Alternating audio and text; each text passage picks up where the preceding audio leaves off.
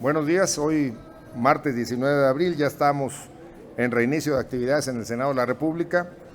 Este tiempo de descanso que nos haya servido de reflexión, pues de relajamiento, para algunos de fiesta, se vale. Y bueno, esto nos permitirá regresar con más emoción a trabajar, a estudiar, a convivir con la familia, a ser mejores deportistas, más creatividad para la cultura, para la ciencia. En fin, les deseamos mucho éxito a todas las personas de nuestro país.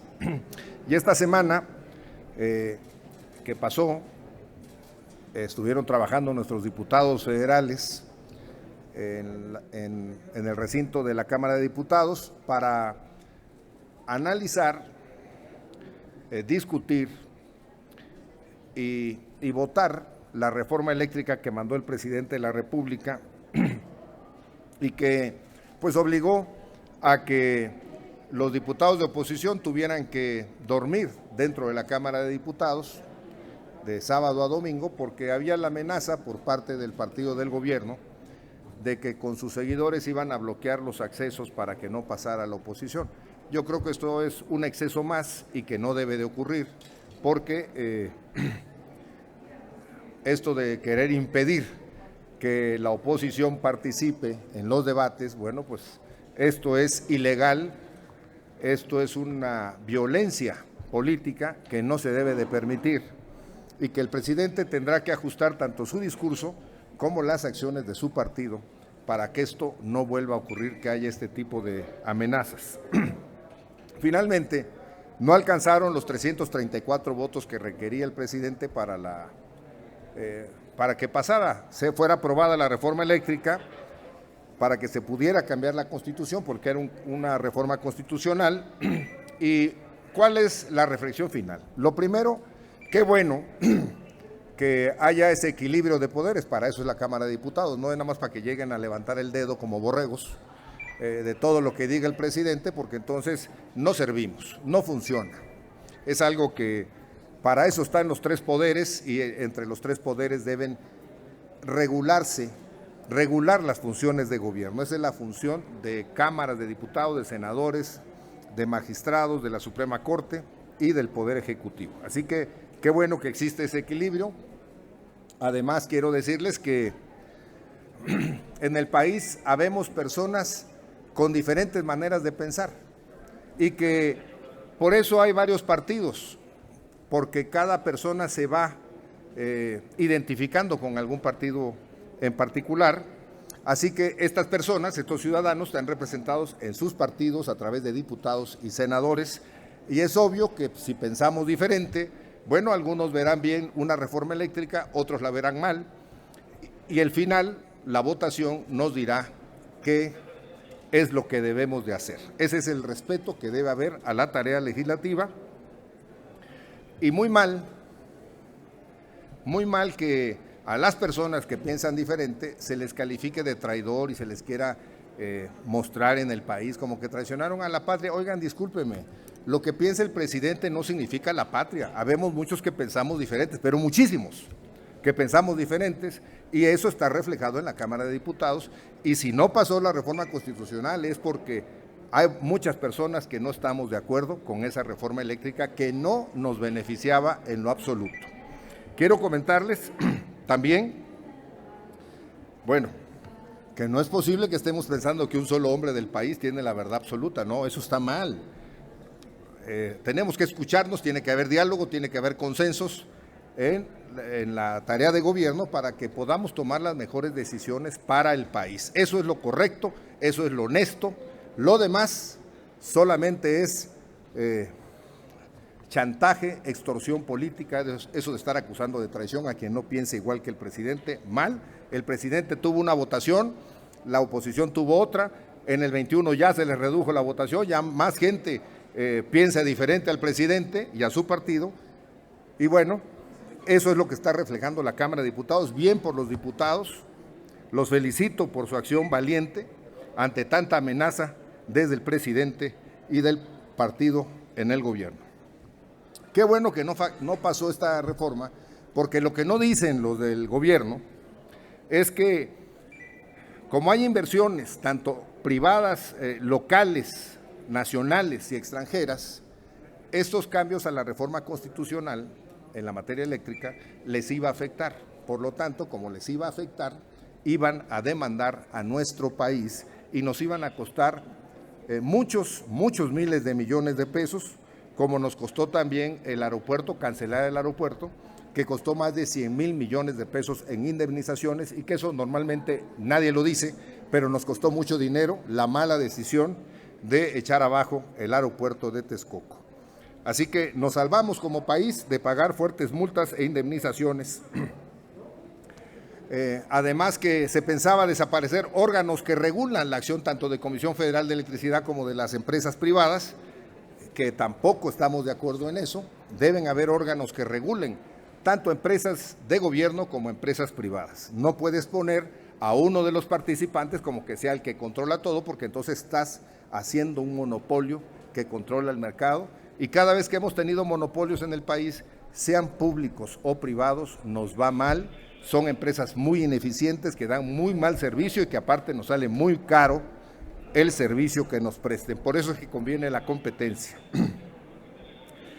Es falso que hayan incluido las propuestas del bloque opositor en la propuesta de la reforma eléctrica. Lo quiero dejar claro porque luego dicen que incluyeron las propuestas. Eso es mentira, no se incluyeron, y no se incluyeron las más importantes del bloque opositor. Además, se viola el Tratado de México, Estados Unidos y Canadá con esa decisión de la reforma eléctrica, y lo cual no es correcto porque nos pueden haber sanciones comerciales, pueden haber sanciones de diferentes tipos contra nuestro país. Además, hay algo bien importante, ¿no? A la gente se le vendió la idea de que iba a bajar la luz eléctrica con esta reforma. La verdad es que si Comisión Federal de Electricidad produce una energía cara, pues solo la puede vender cara, no la puede vender barata. Y si cada vez Comisión Federal va a ser quien más produzca energía eléctrica cara, pues va a ser cara y contaminante además lo que está produciendo Comisión Federal de Electricidad. Por eso, qué bueno que no pasó la reforma eléctrica, porque por cierto me dicen que Comisión Federal de Electricidad nunca supo explicar cómo es que iba a bajar la luz eléctrica, siendo Comisión Federal de Electricidad el preponderante en el mercado. Así que, ¿qué sucede? Dice el presidente, que es el que más habla de todos los temas, que, porque ni Bartlett dice nada, ese está callado en su oficina, decían que no era posible que las empresas privadas paguen una luz más barata. Bueno, sí es posible, porque en la reforma constitucional del 2013 se permitía que las empresas privadas pudieran producir su energía para autoabasto. Y como es lógico verlo, como producen energía barata, pues les sale más barata la luz eléctrica a las empresas privadas. ¿Quiénes pagan la luz cara? Pues los mexicanos, los consumidores, el usuario final, que no tenemos opción más que Comisión Federal de Electricidad. Por eso estamos pagando una luz cara, porque no nos dan la opción de comprarle a otras empresas luz más barata. Así que el usuario final, el mexicano, las mexicanas, pues nos tenemos que ajustar a lo que diga el gobierno a través de Comisión Federal de Electricidad, y que Comisión nos cobre, abuse, corte la luz, te cobre multas cuando ellos quieren, y que nunca te puedas pelear contra Comisión Federal de Electricidad porque no hay quien te defienda. Ese es el monopolio al cual hay que regular, ese abuso que hacen de los usuarios de la luz eléctrica. Y por cierto, si realmente quiere bajar la luz el gobierno federal, no se necesita reforma eléctrica. Les voy a dar la solución sencilla: compren la luz barata que están comprando las empresas privadas, y esa luz barata véndasela a los usuarios domésticos, véndasela a las casas, y entonces sí va a poder bajar la luz, y para eso no se requiere ninguna reforma constitucional. Simplemente lo que sí están comprando barato, véndaselo barato a las casas, sobre todo a la gente de más bajos recursos y de clase media, a la cual han golpeado muchísimo en este sexenio, y que no se les da ningún apoyo a la clase media mexicana, que es la que soporta hacia arriba y hacia abajo la economía de nuestro país. Ahí está la idea. No necesitamos reforma, sí lo pueden hacer. Solo es que quieran, ¿verdad?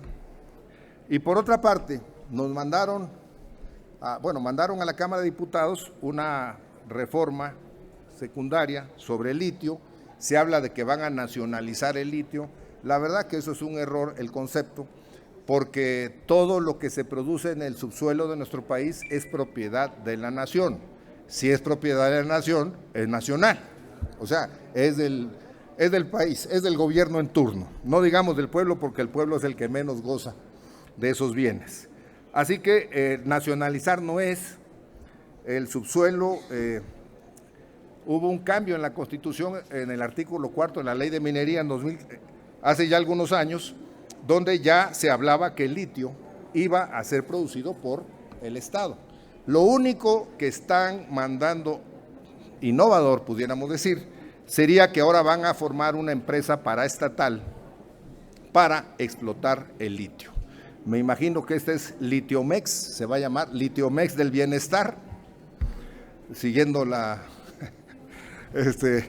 cómo le ponen sus nombrecitos a sus empresas estos señores, y pues esperamos que sí vaya a ser una empresa eficiente y no nos vaya a pasar al paso del tiempo como Pemex, como Comisión Federal de Electricidad, que tienen altísimos costos de su burocracia, tienen altos costos de endeudamiento, son muy ineficientes y bueno, no vemos el beneficio para los mexicanos de que Pemex y CFE sean nuestras. Por otro lado, quiero comentar este dato que me parece muy significativo. Al cierre del primer trimestre del 2022, o sea de este año, la deuda de México sigue creciendo, ya vamos en 13,357,000,000,000 de pesos. Ha crecido la deuda en el gobierno del presidente López Obrador, 2,657,000,000,000 de pesos. Esto es falso lo que se dice que no se ha pedido un solo peso más.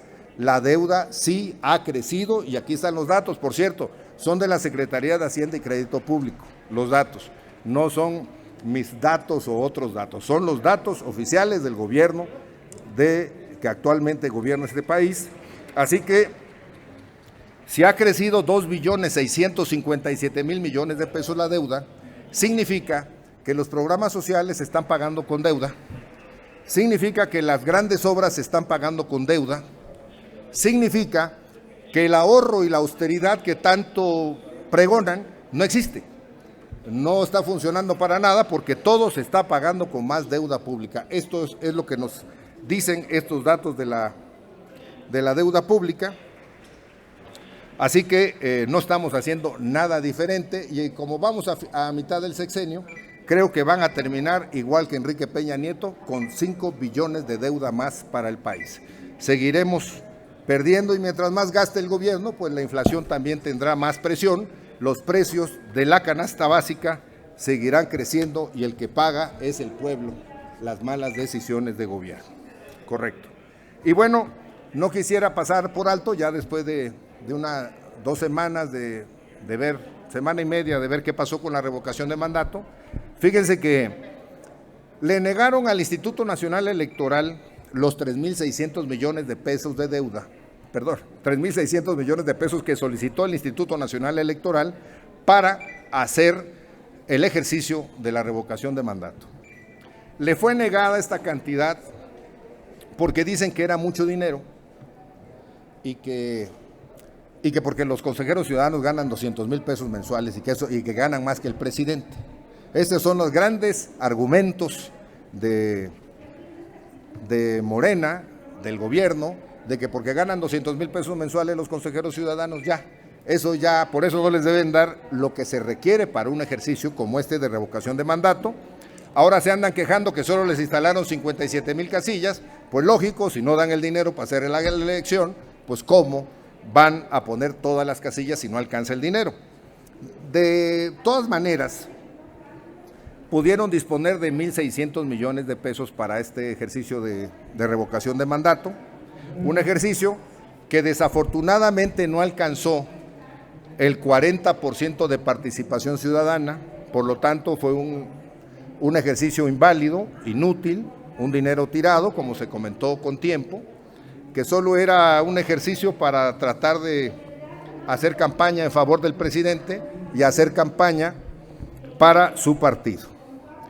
Finalmente, el engaño que hay atrás de este ejercicio de revocación de mandato es que, aparte de los 1.600 millones de pesos que se gastaron oficialmente con el INE, aparte los gobiernos de Morena se gastaron, estimo yo, más de 6,000 millones de pesos.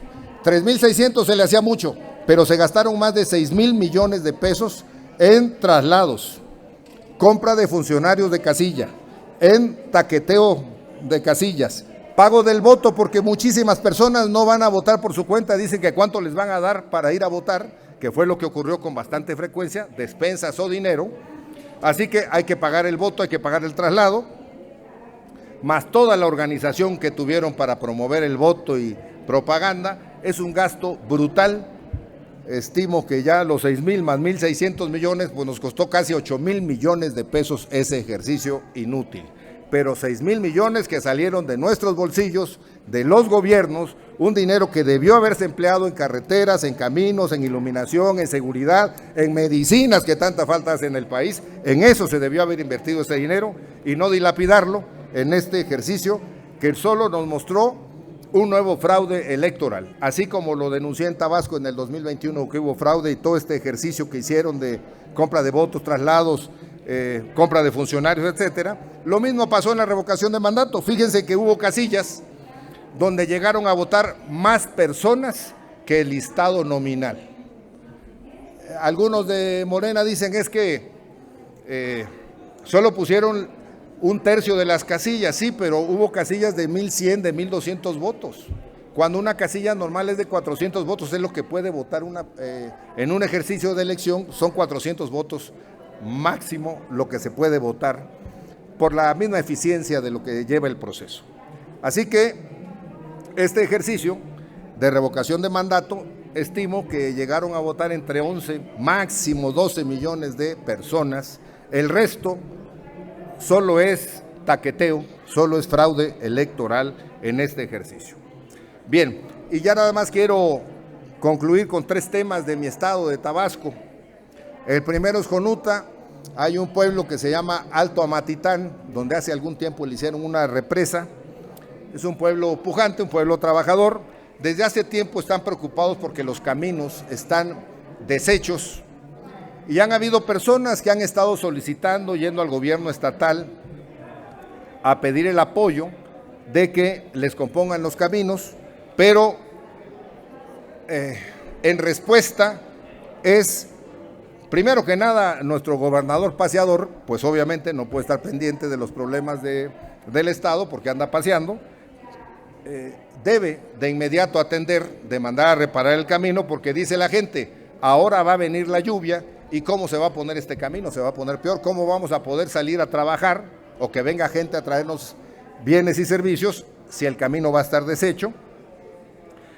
Y lo peor, su presidente municipal amenaza, golpea salvaje, manda a golpear salvajemente a los líderes que se atreven a ir a tocar puertas para que les reparen el camino. ¿Qué clase de salvajes tenemos como alcaldes? ¿Qué es lo que está pasando con estos fraudes electorales? Estamos poniendo gente que no merece estar en los cargos públicos. Así que se sacaron la lotería a los jonutecos con este nuevo alcalde. En Cárdenas, Tabasco, hay protestas, hay inconformidad por la imposición de delegados municipales. Los delegados municipales son autoridades de comunidades, de colonias importantes, que son los gestores de la comunidad ante el ayuntamiento para pues ver que mejoren los servicios públicos.